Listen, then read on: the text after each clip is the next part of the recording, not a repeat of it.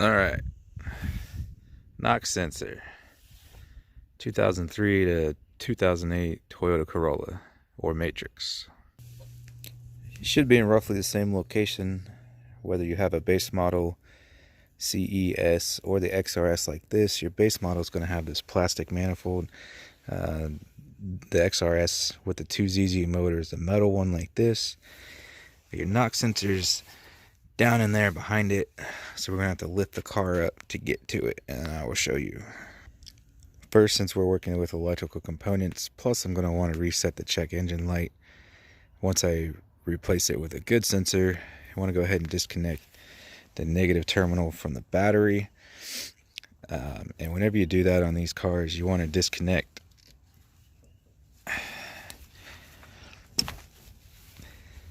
your,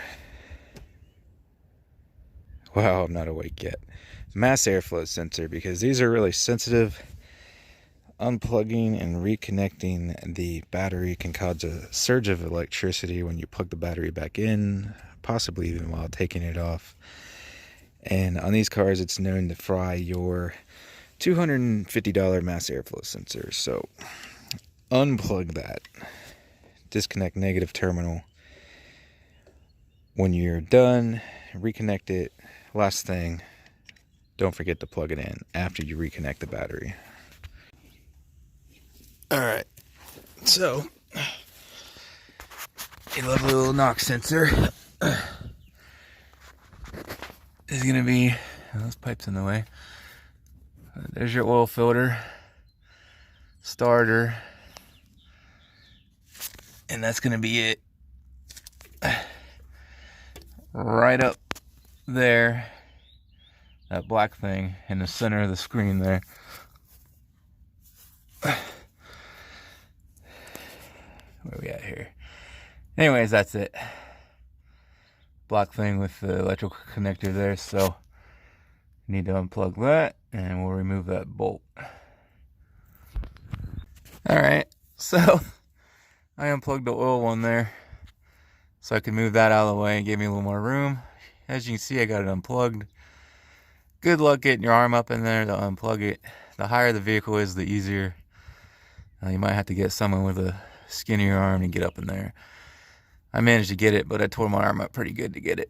Anyways, got it unplugged now, so now I can try to get a little ratchet up in there and take the bolt out so I can get the knock sensor out.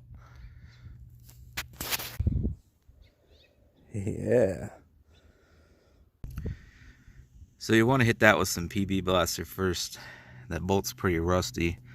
Let it soak for a few minutes. That way you can get it off, because that is not one that you want to break, or your whole intake manifold will have to come off just so you can get it out of there if you break it off. But word of advice, you should spray that before you unconnect everything. That way you don't have to worry about spraying this inside your electrical connectors. Alright, so it was a nut, not a bolt. 12mm, by the way. This is why I pick up all kinds of weird shit at tool shows and car shows and such. Because that was too big. This would never work. I used my ratcheting one. I was getting it one click at a time, but I still didn't have clearance. This guy was too little. This is what I ended up using to be able to finally get that thing out of there. So, 1/4-inch drive, 12mm socket. Gotta find just the right size one to get up in there so you have clearance to get it out. So, there's your new one. You want to make sure this part goes against the block. And then your nut's gonna go on the outside like that. So, it should be a lot easier to reinstall this than it was to get it off. Slide the new one on there. Tighten the nut down. Plug her all back in and we're done. Well, that's interesting. Besides it having 250,000 miles on it, I think I see why it failed. You see that crack? I didn't do that. So, that's interesting.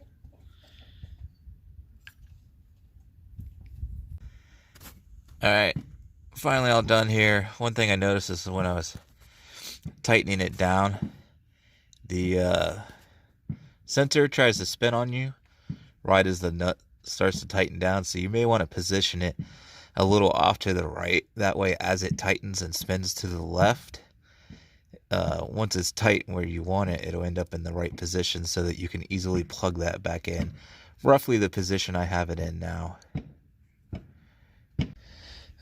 Sorry for the crooked video. Sometimes it does that and I don't realize it. Anyways, and then I plug this back in because I unplugged it to give myself more room.